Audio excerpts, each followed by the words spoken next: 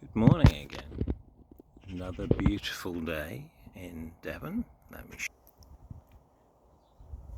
Stunning day. Ignore my untidy garden.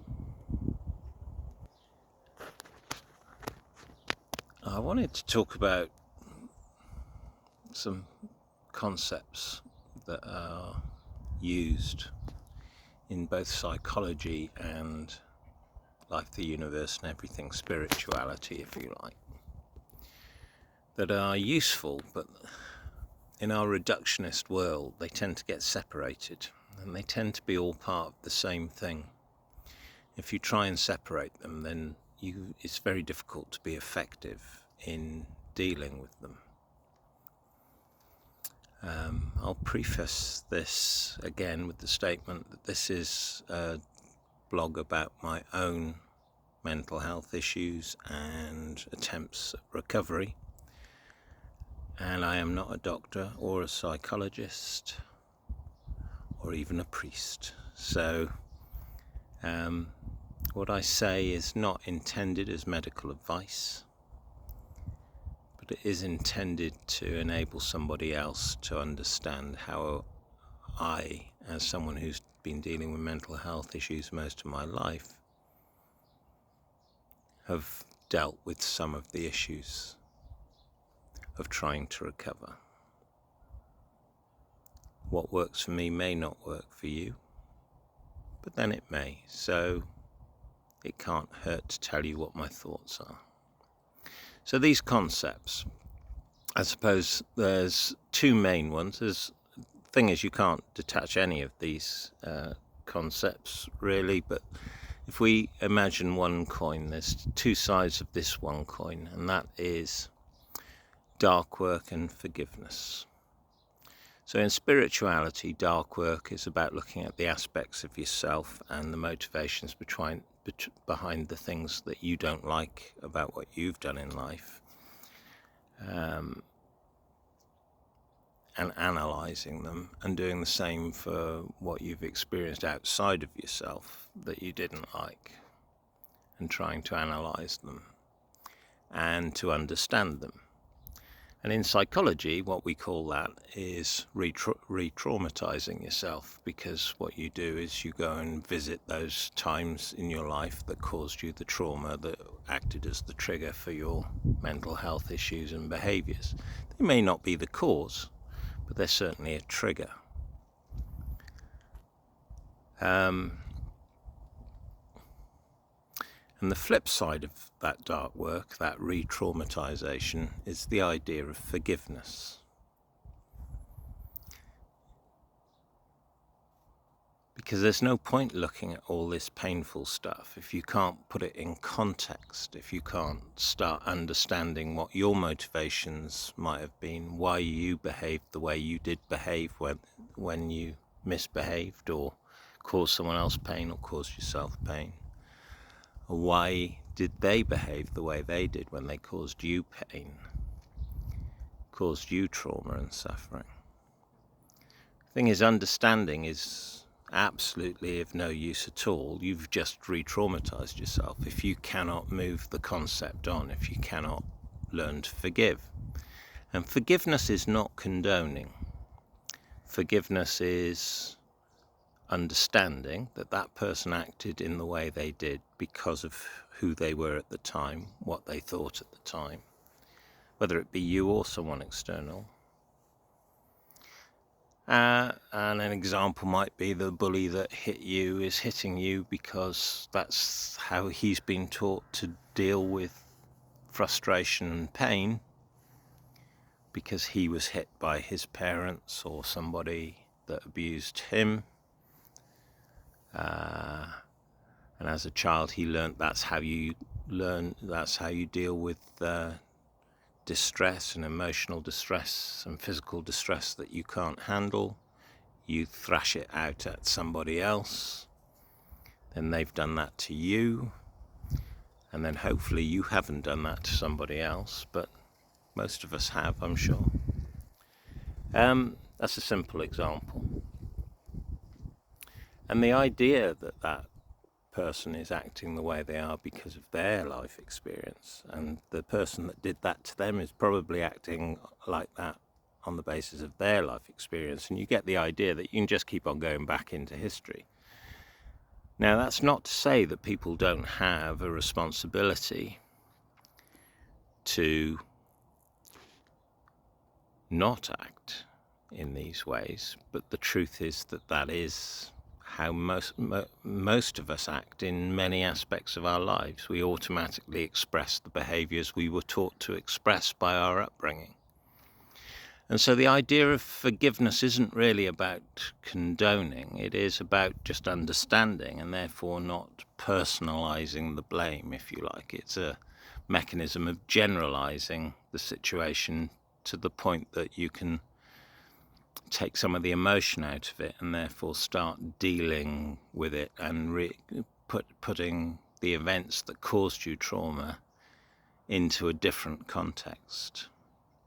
Releasing the pain from it, being able to, at the very least, accept that it happened, that it's not happening anymore, and then not have the need to revisit it. I don't know if this is making sense now, because the subject is so huge. It's very easy to get diverted down different channels. So I'll come back to this main concept. So one of the points where I realised that doctors and medicine can only help you so much, at some point you have to help yourself. I was sat in a group therapy session with 2 psychologists and about 6 or 7 other people.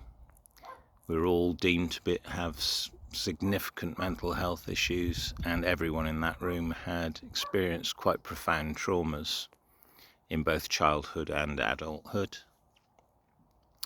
And I was being asked to describe a particularly traumatic event in my childhood, which I did. Of course, this re-traumatizes you. You put yourself back into the mindset and the position of that child receiving that abuse at the time. Physical, mental, and actually I would say spiritual abuse. A profound event that really set the scene for my life for many decades. And as I was explaining this to these people, I realized that re-traumatizing myself with those thoughts, not just then, because it's an event that would pop up in my mind repeatedly. What we were talking about was those events that keep on popping up and that you haven't put to bed. And I realized that I had to be able to look at this from a different point of view, and effectively I had to forgive the people involved in that event, not just the people that were causing me that trauma, but myself as well for being traumatized, if you like, because I think we do blame ourselves for being a victim, whether we admit it or not. And I realised that I had to forgive everybody in that room. I had to be able to detach myself from the emotions of it and see that what was actually going on, and maybe look at some of the motivations for why it was going on. Why would the people that were meant to care for me be hurting me in such a way, damaging me in such a way? Who did that to them that they thought that was an appropriate response to what was actually quite a normal childish misdemeanor? And I said to the group, really straight out off the bat, I said, I've realised I have to forgive them. And everyone in that room, including the two psychologists, immediately did a knee-jerk reaction and went, "You can't possibly do that." And there's all sorts of reasons why that might have been true. I mean, it was quite a close-knit group. They were very empathetic. We were all very empathetic to each other's situations, which were all quite diverse, but all had similarities in their effect on us. And I suspect because they weren't ready to let go of their own traumas, or in the case of the psychologist, possibly the importance of these events, I got this knee-jerk reaction of you can't do that. And I thought, well, not only can I do it, I'm responsible for my own health at the end of the day. I'm responsible for my own thoughts. Not only can I do it, I have to do it. There is no point looking at these traumatic events and experiencing them again unless you are ready to start rationalizing them, depersonalizing them, understanding them, and releasing the pain. So forgiveness is not condoning. And it's certainly not pretending it doesn't. These events haven't happened. It is about creating enough space and acceptance that there may be reasons. Whether they're logical or not is not the point. But there are reasons for why people behave the way they behave in any given event. And the more you understand those, the more you're able to rationalize them, the more you're able to put them to bed, put them into a place that allows you peace, that stops the need to constantly revisit the trauma, because you have actually come to a resolution in your own thinking that allows you to put that experience to bed. It will always be a part of you, but it no longer needs to traumatize you and can actually beneficially inform you on how you might behave or how to deal with people who are behaving in those ways in the future. So within spirituality and psychology, you get this idea of the dark work.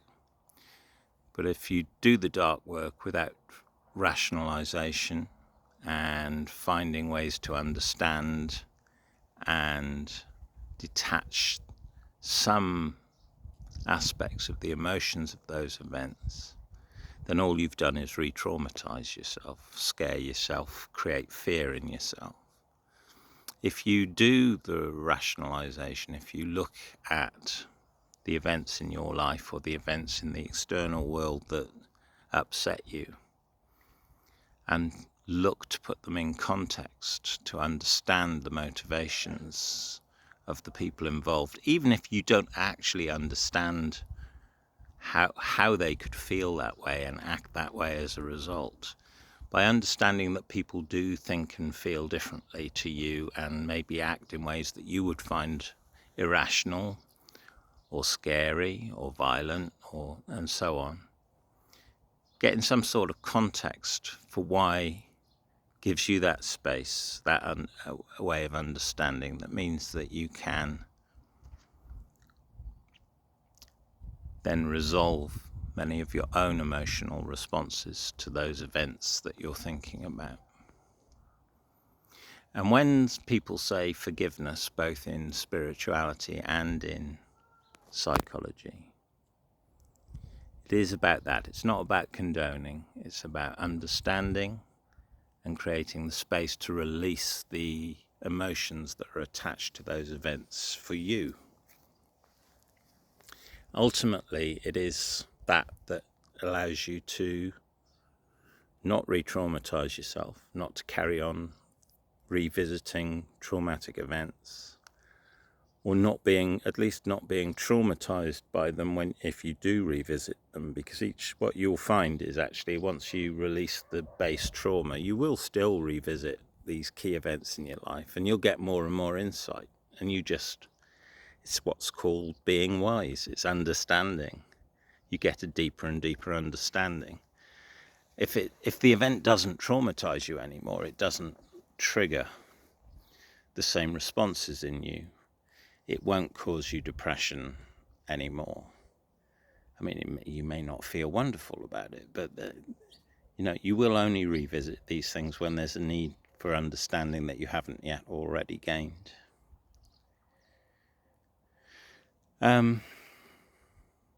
Bit rambling. Key concepts.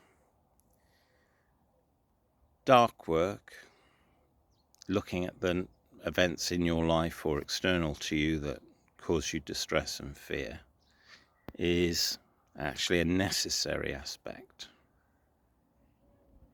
of healing or growth. And forgiveness is the flip side of that. But forgiveness is not condoning, it is understanding and releasing the need to blame. It doesn't even mean releasing the responsibility of the individuals involved. They still acted in a way that society does say isn't the best way to react. But they will have done that as a result of their own upbringing, their own experiences,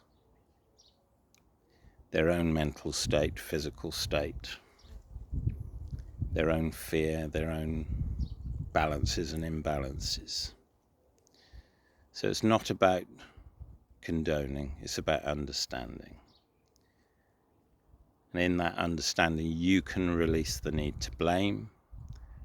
The release of the need to blame allows you to look at the events in ever deeper detail, and allows you to gain more and more control over your own thinking and behavior in relation to not just those traumatic events, but anything that's similar that you come across in society.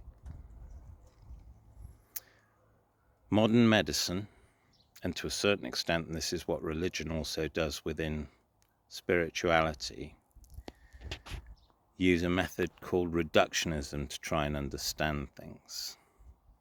Now, it has its purpose. It's where you dissect things, you break them apart to see why they function. But the trouble is, we don't live in a reductionist world. We live in a complex world where there's lots of co-relationships between every aspect of everything. And so actually, other than understanding basic functions, when you look at any event or any thing in existence, it doesn't exist in isolation. So dark work is fine, but if you don't do the bit of understanding, releasing the emotional trauma, understanding why people may have acted the way they did, all you've done is re-traumatize yourself. There is no point doing the dark work if you can't do the forgiveness side. If you can't do the analysis,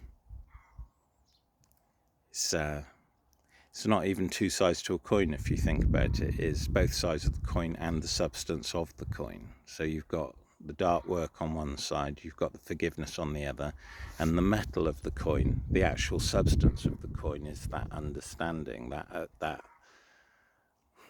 ability and permission to self to detach the emotions and understand the processes going on. We don't live in a reductionist world. We live in a complex world, and if you keep on separating ideas and concepts, they have no value. If you say, well, I forgive you, if you haven't actually done anything that has enabled you to put to bed the trauma that the event caused you, you haven't forgiven anybody. You certainly haven't forgiven yourself. You certainly haven't forgiven the people involved. You will revisit it time and time again with the same results, probably. Sometimes even worse results, because you're re-traumatizing yourself. And the more you do that, the more subconsciously or even consciously you'll build up guilt about the fact that you're traumatizing yourself.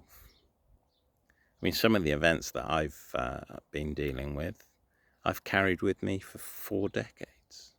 4 decades of re-traumatizing myself. Some of those events took less than a minute probably to happen.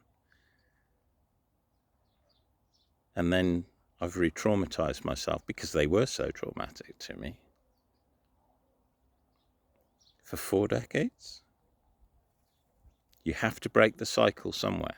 You break it by doing the dark work, finding the detachment and understanding, and then releasing the need to blame either yourself or the other people. As I say, it's not releasing their responsibilities or your responsibilities, but it is allowing the emotional space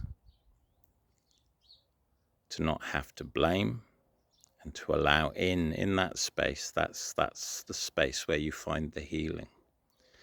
This is long and rambling. I don't know if it makes any sense. I'm going to play it back now. If I think it might be beneficial, I'll post it. There's some important concepts there. I apologize if I haven't been clear and concise on this. I'm still dealing with my recovery. A lot of these thoughts have been with me for a while, but they're still active in my healing, and probably will be for the whole of my life. It's the nature of being a human being that events happen in our lives that we don't like, that we have to deal with. And it's also part of being a human being that if you think about life, the universe and everything, then you do look at the external world and the bits you don't like and try and understand them, put them in a concept, context that allows you to deal with them without causing fear and trauma. So the subject is, as usual, way too big to talk about in a video on YouTube. However, I have. I hope you're able to get something beneficial out of it. Maybe we'll talk again. Goodbye.